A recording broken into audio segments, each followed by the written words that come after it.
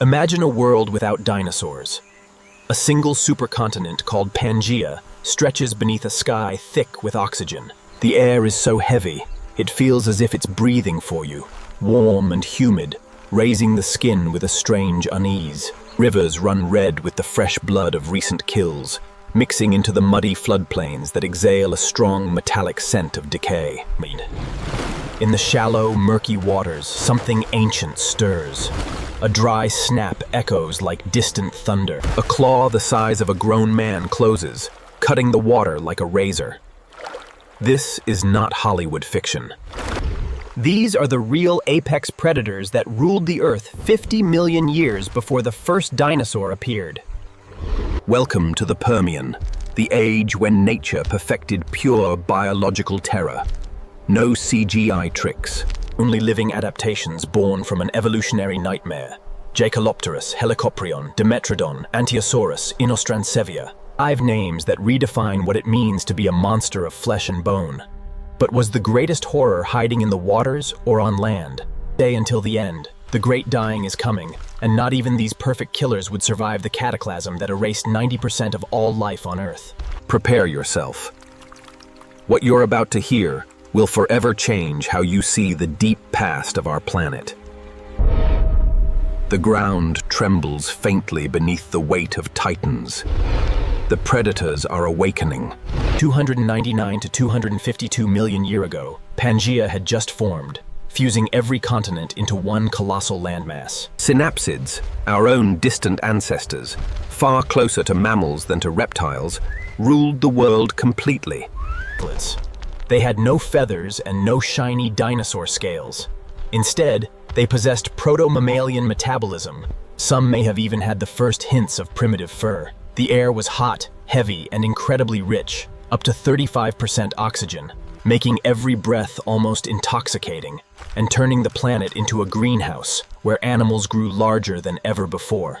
Picture it, dense forests of giant ferns reaching 10 meters high, arborescent lycopods and primitive conifers created a dark green labyrinth. Sunlight barely reached the forest floor, which stayed perpetually damp with mist, moss, and layers of rotting organic matter. In the shallow waters, estuaries, and inland lakes, strange fish, armored arthropods, and thin-shelled mollusks waited as perfect prey. Every creature was an evolutionary experiment pushed to the extreme. The Permian became nature's laboratory, testing weapons never seen before or since. These serrated claws, spiral tooth whorls, thermoregulatory sails, and saber-like canines. Yet one question lingered. Were these kings truly invincible? Or was the world they ruled already carrying the seeds of its own destruction? Let's begin in the dark, murky waters of the estuaries and shallow oceans, where terror first took shape. Even Jaekelopterus rhenaniae, though its peak came in the late Devonian, just before the Permian dawn, remains the largest arthropod ever to exist. Measuring between 2.3 and 2.6 meters long, armed with chelicerae up to 45 centimeters of serrated blade, it was a heavily armored sea scorpion. An articulated nightmare whose chitinous exoskeleton gleamed like polished metal and creaked with every movement.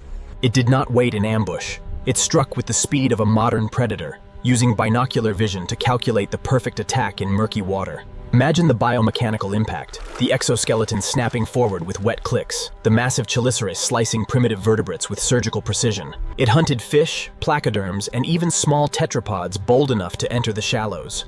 One strike, and the prey was torn apart. It was the undisputed apex of marine arthropods, a living monster that turned every dive into a potential death sentence. But something even more horrifying lurked in the early Permian seas. Helicoprion, a 7 to 12 meter eugeneodont, a living circular saw with up to 150 razor-sharp blades in a perfect continuous curve. The front teeth hooked and dragged soft prey like squid and nautiloids inward, the middle teeth speared, the rear teeth sliced and pushed the food deeper. Tetrads.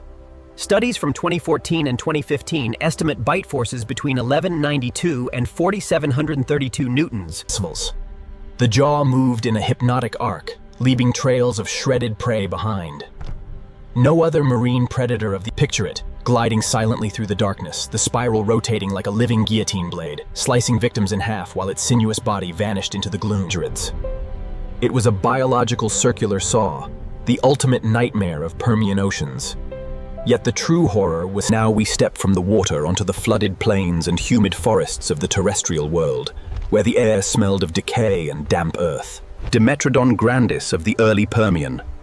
Up to 4.6 meters long and 250 kilograms of muscle and bone. Its iconic sail, formed by elongated neural spines, covered with highly vascularized skin, acted as a precision thermoregulatory radiator.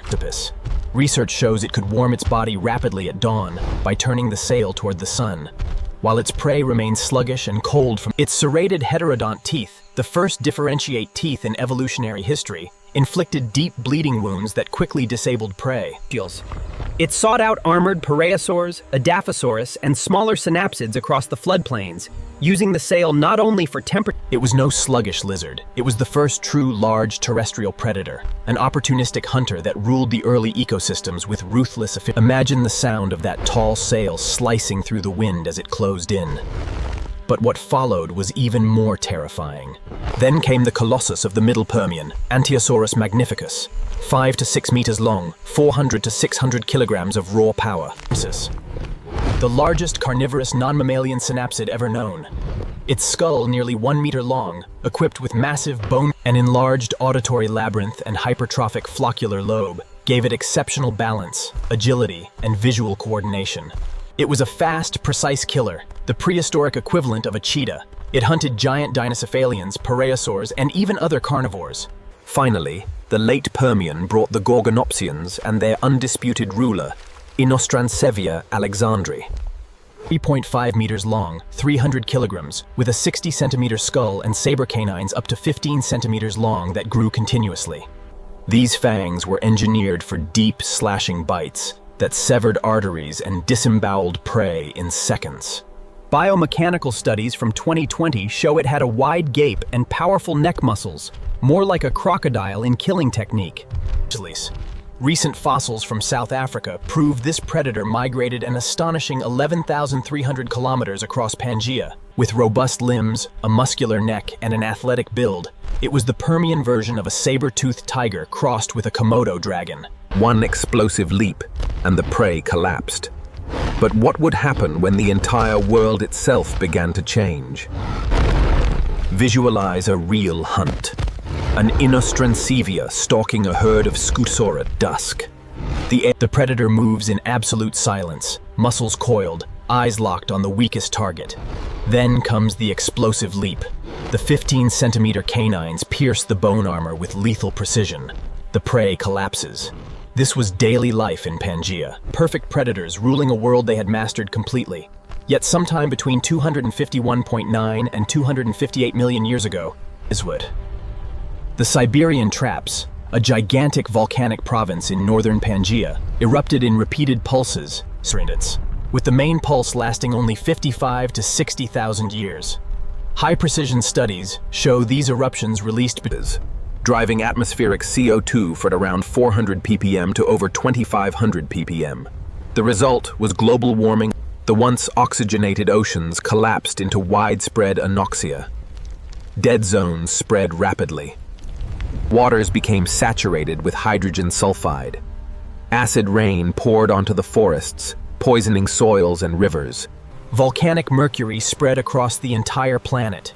Traces have been found as far away as South Africa and Australia. The predators you have just met.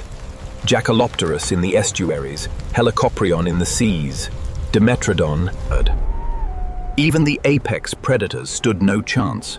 Between 81 and 96% of marine species and regions, the entire ecosystem crumbled. The Great Dying was not one single event. It was a series of cascading. Not even the kings of the food chain survived. And yet, their lineage did not vanish completely. The cynodonts, descendants of these synapsids, continued evolving and eventually gave rise to mammals. You and I still carry Permian DNA in our cells today. These predators were never movie monsters. They dominated the world and then disappeared without a chance to fight back. The question remains, would we do any differently? Thank you for watching. If this journey into the Permian left its mark on you, please subscribe to Extincto Doc. Turn on notifications and join us for the next chapter in the saga of life on Earth. Comment below, which of these Permian predators terrified you the most? See you next time.